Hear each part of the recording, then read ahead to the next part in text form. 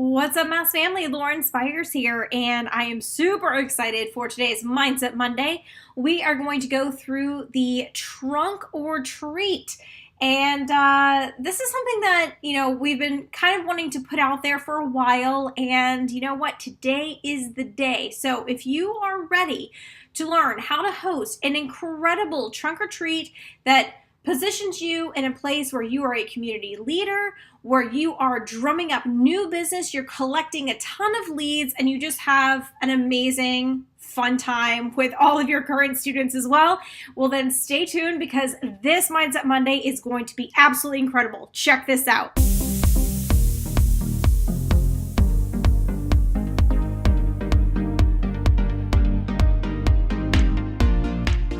All right, so here we have it. This is a complete checklist, everything from scheduling and planning your event all the way down to some really cool games and activities that you guys can include as part of your trunk or treat. So we're actually going to go ahead and start at the top of this checklist here, and that's with scheduling and planning. So first things first is you don't want to schedule your event for Halloween night. A lot of parents still want to take their kids trick-or-treating around the neighborhood. They still want to have that evening to have fun with their kids with whatever their normal plans are. So traditionally, what you'll do for these is you'll plan it on either the Friday or the Saturday night before Halloween. Now, if Halloween obviously falls on a Friday or a Saturday, you'll do it that previous weekend. So whatever works out best for you.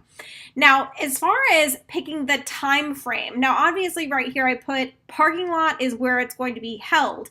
Now, the lighting is what's going to determine the time of day. Now, if you have your trunk or treat that starts at 6 p.m. and it runs well into the evening, awesome, that's great. Just make sure that your parking lot is well lit. So if you don't have parking lot lighting, plan for floodlights or something to come in so that everything is well lit, so nothing is dark and creepy for the kiddos. You don't want anybody getting lost. But if you're in a position where parking lighting is not available, you're not able to get floodlights, then you can plan it for actually during the day, and that's perfectly fine to do. Now, as far as the vehicles go, you want to make sure that all of the parents that are going to be participating in this trunk or treat, they're going to register their vehicle in advance. So then that way you know exactly where you're going to place everyone, you make sure that you have enough space, you don't have too many vehicles where you're like, okay, now there's not even any room for anybody to walk around. So make sure that the parents are going to register in advance. And then on top of that, you want them to submit their vehicle's decor theme for approval. So what I mean by that is, you're going to have these parents that are going to decorate these awesome vehicles, but you don't want them to have a scary, vampire, zombie, creepy, I'm going to eat your eyeballs theme, because it's going to scare away the kiddos. Because remember, the whole purpose of this event is not only to position yourself as a community leader and have a just phenomenal event, but it's to attract those younger kids, those kindergarten, first, second, third graders, so that they join into your after-school program, your summer camp, your evening martial arts classes. So you want to keep it age appropriate for the younger age groups. So things like Minions would be something that would be super fun for, a parent to decorate their vehicle in, or a superhero, or even Star Wars or something cool like that they can go ahead and decorate their vehicle. Just think of all of the popular TV shows and movies that are going on right now. So they can definitely have some fun with that. And then the parents also need to let you know if they're going to be providing a game, a treat, water. This actually right here, I'm going to change this up. I'm going to bold this because water is super important, or a combination. So the reason why I say water, and I'm going to bold that, is because you have to keep these people hydrated. They are going to be out there. You want them to be there for a long period of time. And if they are eating candy during that time, they're probably going to get thirsty. They're going to need to be rehydrated. So These parents, of course, are going to let you know if they're going to have a game, a treat, or water, or some sort of combination of any of them, actually. And then with water, restroom access. Now, this may not be something that you've thought about before, but if you have a bunch of people that are there and they're hanging out for a long period of time, eventually they're going to have to go to the bathroom. And you're like, whoa, wait a second, people inside of my facility? Absolutely. You definitely want people inside of your facility. Don't you want them to see how awesome it is? So aside from just the restroom, you need to make sure that you have a staff restroom attendant. So somebody who is monitoring, making sure that people aren't just going in there and having a free-for-all, but they're going in there with a purpose. So, and actually, I'm going to show you something else a little bit later on in this checklist that is going to help you as well as far as bringing in more families. So, restroom staff attendant is a must. Now, what about inclement weather? Let's say it's raining or it's just going to be too cold or too hot or, whatever the case may be. You have to have a backup date. So hopefully, if you're, planning it for like a Friday and it's like, oh, okay, you see that the weather is going to be really, crummy on that Friday, you just do it on that next day, the Saturday. Or if you look in your forecast and you see that Saturday is going to be horrible, but Friday's still available, cool, just switch it and put it to Friday. So, but no matter what, have a date in place so that in the event that the weather is just bad, you can still host this awesome event. Now, I put on here candy donation station. And the reason why I put this on here is because you'll have parents that either A, they can't participate in that evening, but they still want to make a contribution. Or you've ran out of space to even have them do a vehicle. They've waited till the last minute to register their vehicle. Now there's no more space, but they still want to be a participating member. You can accept candy donations. And I've seen some really cute and creative ways that people have created these candy donation stations where they look like a monster or, something like that, where they have like a mouth that's open and it just literally says candy donations and they just toss in bags of candy. And you'll want those types of things because, look, it's predictable with the number of people that you're going to have coming out to this event. You want to have as much candy stocked up as possible so that you don't run out. Okay, so moving forward. So that's with scheduling and planning. Now, what you'll need. All right, number one is a trunk or treat stamp card. All right, now what is a trunk or treat stamp card? Well, it's really simple. So you have all of your vehicles that are lined up in your parking lot and they all are set up and basically open for business at this point. When people come in, they are going to sign in to receive their stamp card. Now, what is this sign-in sheet here to receive their stamp card? Okay, so let's go through the sign-in sheet first. So the sign-in sheet, guess what? That's your lead collections form. So anybody, in order for them to get this awesome, stamp card, which they need to be able to participate in Trunk or Treat, they're going to have to sign in. So you're going to collect their name, child's name, school they go to, phone number, and email address. So you want to have all of that information on there so then that way you can follow up with them after the event. Once they've filled out this information and you have somebody that is at your welcome desk collecting this information, they're going to double check and make sure that everything is filled out correctly.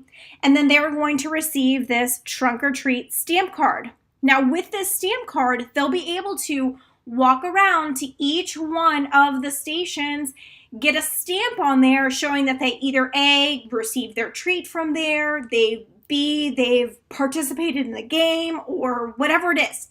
Now, you'll also need raffle tickets. This is for the current students who bring friends to this event because this is going to be a huge bring a friend event, and completed stamp cards.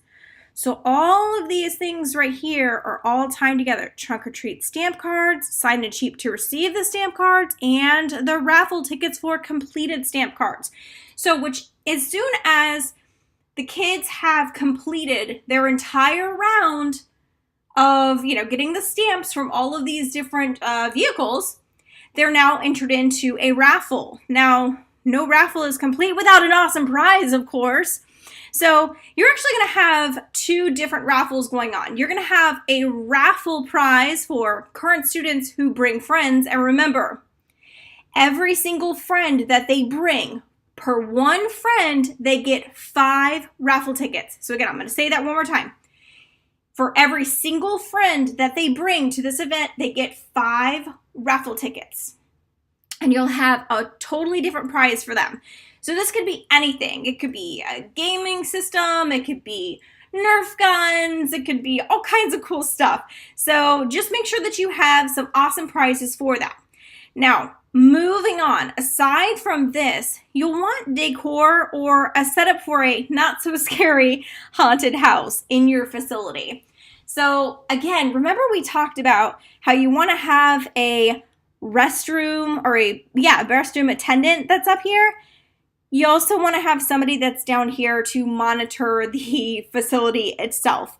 So not so scary haunted house. This thing could include something as simple as just getting some like black tarp and setting it up to go around, and they basically like walk in a zigzag pattern, and you have some like, black lights and a fog machine. It's super easy, super inexpensive, and they just are basically walking through a tunnel. There's no jump scares. There's nothing that's going to freak anybody out. Essentially, when you are putting this thing together, you have to ask yourself, if a 5-year-old can walk through this thing, then it's good to go. So just make sure that you always keep that in mind, that you are trying to grab the attention of your younger kids. That's who you want in your program. So set that up appropriately. Now, if you don't want to do a haunted house, that's totally fine. Just make sure that your campus is decorated for Halloween. Have some fun. Put some, black and orange balloons, some, confetti streamers hanging from the ceiling. Just have fun with it. Do some really cute DIYs that you can check out on Pinterest, all kinds of cool stuff. Next, a step and repeat banner or a photo booth backdrop setup. Now, why do you want this? Well, obvious reasons. People are going to take pictures at your event and share it on social media. Wouldn't you want something that has, your logo on it? So let's go ahead and get one of these bad boys set up. And of course, red carpet is always something that's going to be eye-catching. If you can throw some spotlights on it too, so then that way you know that it's well lit. It's going to look amazing in pictures, and everybody's going to want to show it off on social media. All right, so what else are you going to need? Well, of course, you're going to need some free trial coupons for your programs. So, how about a free week of after school? 30 days free for your evening martial arts program. So again, they're having to come in because they have to sign in to get their stamp card so that they can even participate in Trunk or Treat. Might as well give them some awesome coupons so that they can check out your program and try it out for free after the event takes place. You're also going to need staff and parent volunteers. This goes without saying. You're going to need people that are going to have to help you set up, decorate, clean up after the event. They're going to be inside of your facility, making sure that the bathrooms are not being destroyed, and making sure that everybody is in an orderly fashion anytime that they do enter into the facility. And of course, watching out for anybody that is, walking around, just keeping an eye on everybody, making sure everybody is staying nice and safe. So having plenty of staff and volunteers is a must. Now, awards. This is the next thing that you'll need. So you can have cool things like costume contests, hula hoop contests, the best trunk contest. You can do like a people's choice. So you can even do like a voting where they, walk around and you have numbers on all the trunks. So it's like, all right, everybody, you can vote for trunk number 1 and trunk number 20 or, whatever. And it doesn't have to be anything too crazy. It's literally just, you can get, trophies or little plaques or even ribbons. It's basically just bragging rights. There's not like this big fancy prize that they get. It's just bragging rights for having the best costume, winning the hula hoop contest. You can even do a Macarena contest. Like, have some fun with it. The kids love it. The parents love it. And it's a really, really great time. All right. Now, trash cans. You have to have trash cans. I'm going to say that again. Write it down. You have to have trash cans. At least one large trash can for every 10 cars that you have on your trunk or treat. And keep in mind, they have candy wrappers. People are going to have cups. People are going to have bottles of water. There's going to be garbage. So save yourself the trouble of having to stay an extra 3 hours after the event to clean up everything, and just get some trash cans and put them out. Again, one large trash can per every 10 vehicles that you have. All right, now, how do you promote this thing? Well, of course, you want to connect with your local elementary schools that you service. Reach out to them. Let them know that you have this amazing event that's coming up. It's going to be for the kids in the community. It's a safe event. It's a free event. And everybody is welcome to come. Why wouldn't they want to go, something fun, safe? Okay, I think the kids will probably like that. Yeah, duh, of course they will. Keep in mind that a lot of these schools have their own PTA Facebook pages or their own family and friends Facebook pages or groups. And you want them to share about your event. So how do they get this information? Well, of course, you can send them over a flyer of some sort that they can actually post onto that social media. As long as they're okay with it, you can go ahead and share that to their page as well. Just share it directly to them. Why not? It's not going to hurt anything. It's a free event. You also want to have flyers, banners, posters all over your facility. Welcome announcements. Imagine you've got, your after school students that are coming in, or your evening martial arts students that are coming in, and they're getting ready to either start class or start after school or whatever it is. And you're like, all right, guys, who is ready for an amazing event? Everybody raise your hand and say me. And they're going to go, me, and raise their hand. They're going to be so excited about it. And you're like, that's right, because we have trunk or treat. Everybody say trunk or treat. And the kids are going to go, trunk or treat. And then, of course, you talk about how awesome it is, how they get to bring friends, how there's an awesome prize for, the friends that they bring. Talk about your referral contest. All kinds of ways that you can really bump this up, get them to bring out as many friends as they can, because again, everybody is filling out this sign-in sheet. Everybody that comes out is filling this out. All right. Now, you also, of course, want to use social media to your advantage. So, of course, create an event on Facebook and make sure that in the settings that your people that you invite are allowed to invite other people. That's one of the things that I think that a lot of times we make the mistake of, is we're like, oh no, but I'm only inviting, these are who I'm inviting and that's it. No, they have to have the option to be able to invite other people because you want as many people there as possible. Of course, use Facebook ads, post in your own family and friends group. I know we talked about the PTA and the schools and their groups, but post in your own group as well. And of course, encourage your parents to share. Because when the parents know about your referral contest for this particular event, they want their kids to win. Like every parent wants their kid to win. So they're going to be more likely to share it and get other, kids and families involved to come out to your event. Post about it on Instagram. Have some fun with it. Just talk about this thing. It is truly going to be the best event that they go to for the Halloween fall season. So they don't want to miss out on it. So definitely post about it. And then, like we've said before, that referral contest. So definitely utilize all of this information. Okay. Games and ideas and additional entertainment. So just some examples of games would be ring toss, bowling, mini basketball. You essentially want all of the games to be short. So they're really quick. It's not like playing a game of Monopoly where it can literally take you days, but truly short games that are easy for younger kids to play. Again, younger kids, because who are we trying to get to enroll in the program? Younger kids. Okay. You also have an opportunity where you can do a demo and feature your students, all different rankings, and be sure to feature the beginners. We've talked about this before about anytime that you do a demo. I know that you may have a demo team and they are just amazing and they're like breaking, baseball bats with their shins and like crushing through fire blocks and all kinds of cool, like that stuff is awesome.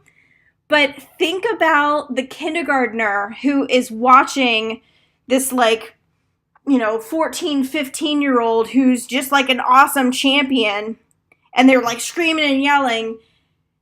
That kindergartner might watch that and go, this is not for me. That was scary.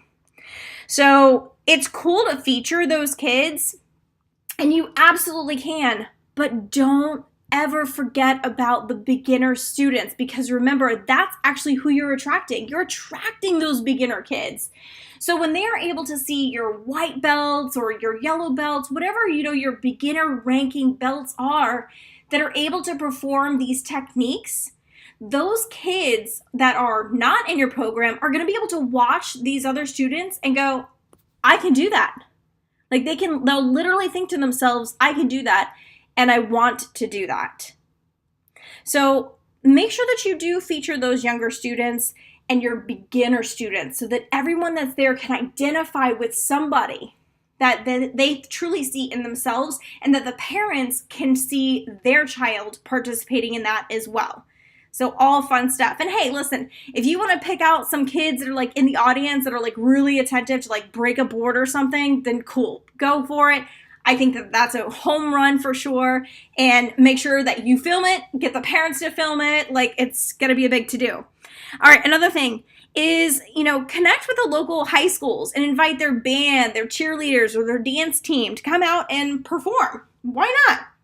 Again, you are a community leader. Why wouldn't the local high school want to come out and, play some music, or have the dance team come out, or their cheerleaders come out and do some cool stunts? Like, all of that stuff is super fun, and it just adds more value to this awesome and exciting event. It gets more people to come out there. Plus, think about it like this.